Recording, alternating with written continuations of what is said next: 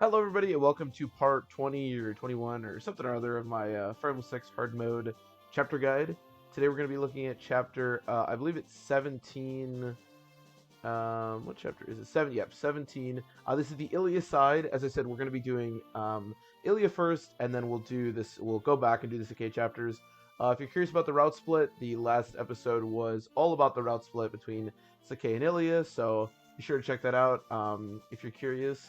But yeah, let's just get right into it. Oh, one more thing that I want to mention. I basically was only using these like full maps when I was doing like Fog of War chapters, but I think it's really helpful to just use them at least to start these because it's a really good idea to sort of visualize the chapter rather than me like scrolling around it over and over again. As much fun as that is. So shout out to Fire Emblem WOD as always. I'm gonna put a link in the description for them. They're amazing. This is where I get all this stuff from. But yeah, this is the first Ilia chapter. Um, I touched on a little bit when I talked about the route split, but this chapter is pretty straightforward. As you can see, right off the bat, we spawn in the bottom left here. The arrows that we're looking at there on turn 6, there's going to be basically a land bridge there, which will open up. So my recommendation is to go north over the land bridge. You can go to the right as well, but you're going to wind up, there's some Pegasus reinforcements from the forts in the bottom right, and you're also going to wind up in a bunch of like thicket tiles, which can just kind of be annoying to deal with. It also keeps you like pretty far away from the Purge Bishop, which is the bishop in the middle, not the one next to the boss.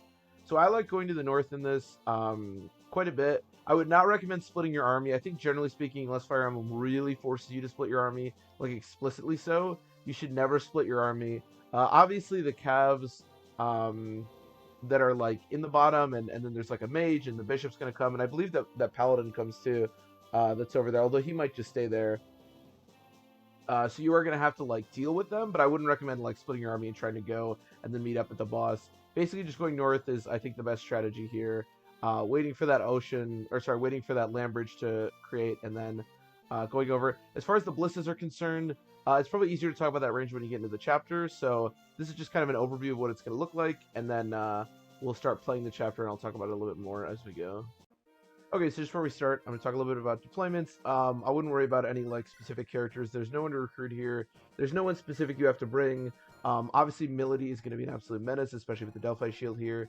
As far as these blisses are concerned, their range actually isn't that insane. Once you get over here, because this is where the land bridge is going to form, this guy you have to contend with him a little bit, but it's pretty easy to avoid that range.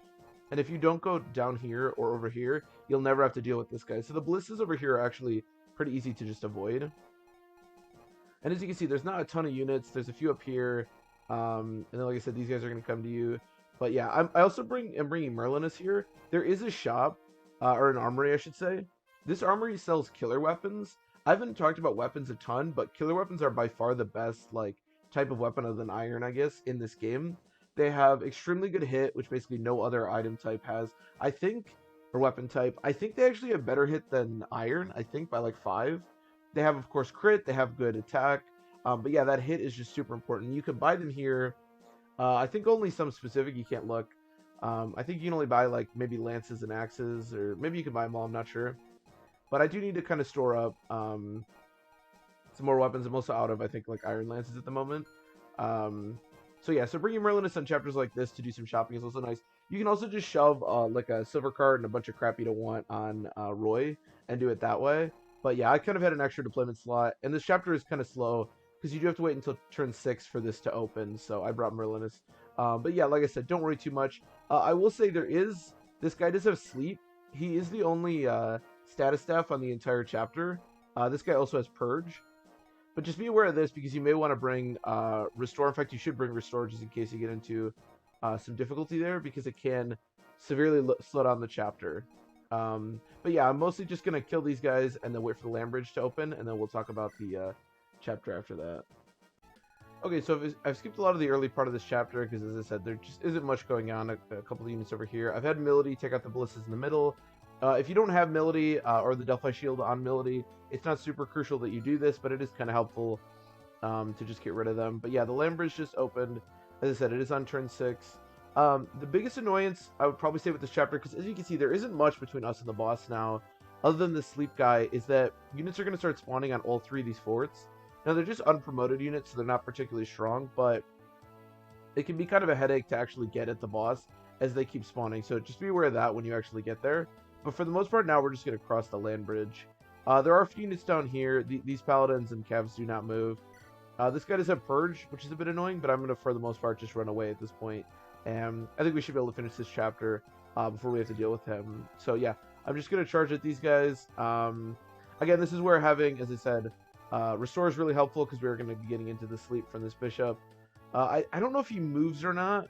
See, that range may not be entirely accurate, but yeah, just be aware of him. Okay, so the bishop does not move, so just be aware of that. So basically what you can do is just knock off, 5 movement from the range of his sleep, which is kind of nice because it means you're going to be able to get to about here before you get put to sleep. Obviously, as we've talked about a bunch of times, sleep also depends on your deployment order, so you can shove some people. If you want to like avoid Melody, but you don't have Restore, you don't want to use it, you can potentially shove like some of your paladins or something in there that'll get slept. But yeah, just be aware of that. Okay, this is a really good example of why it's extremely useful to have 2 Restore users. Now, obviously, in this situation, it's not Berserk or anything, so we could just let Clarion continue to be slept. But Clarion is my big Restore user right now, so having Saul also having a Restore, you obviously don't need both of them necessarily to have Restore. You can trade it off when they do get put to sleep, although it doesn't work with Berserk. But yeah, just be aware that that is one of the really useful natures of that. So this, I think, is also a really good way to show just why having boots on Elfin is so good. So he can do his dance for Melody, and then actually just go and snipe this this bishop here, which is extremely useful. But yeah, like I said, the reinforcements are going to start spawning from the forts probably next turn. So this can get a bit tedious, but Melody just being able to fly over everything is just ridiculously nice. Okay, so the reinforcements have started. Basically what happens is a cav spawns out of this one, a cav spawns out of this one, he died to Melody, and then this archer spawns. As I said, there are also these 2 Pegasus Knights. They're going to spawn from down here. These units are pretty darn weak and have quite bad hit because they have Steel Lances, so I wouldn't worry too much about them.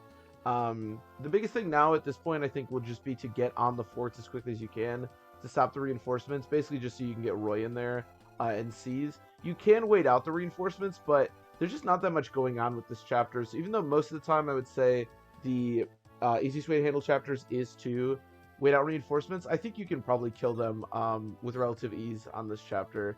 Yeah, I think that's probably the better strategy.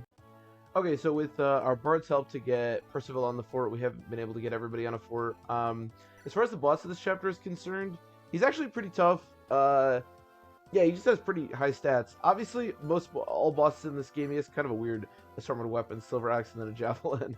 But like all bosses in this game, he's not like very hard to like chip down. But if you are trying to do it in a relatively fast manner, it is going to take you just a little bit. But as long as you're on these forts, it's not that big a deal. As you can see, our Lu does a pretty good job of chipping him down. He should be dead in a couple of turns. And then you can get Roy in there and seize pretty easily. Okay, and then I'm also going to show just what I've been doing with these guys. As I said, I have been running away with these 2. You can certainly push this Purge guy. It depends on what units you have back here. It's really not that big a deal. I've just been running away because it's just safer, I guess. I don't think any of my units here have particularly good resistance. But yeah. So the boss is almost dead at this point. We'll have Luke kill the boss, I guess. He's done all the chip damage up until this point. So I'll have him take him out. It's actually kind of interesting because obviously Melody is always going to be a good boss killer, and Rucker can certainly still be a good boss killer at this stage as well. But Lu, or especially Lilina, if you've trained her, can actually be amazing boss killers in their own right at this point. Because even though bosses have a decent amount of resistance, they don't have like that much. And Lu can double pretty consistently, and his hit is really good. Our Lu has way more skill than he should. I don't know what he's supposed to be at this point, but 28 is quite a bit.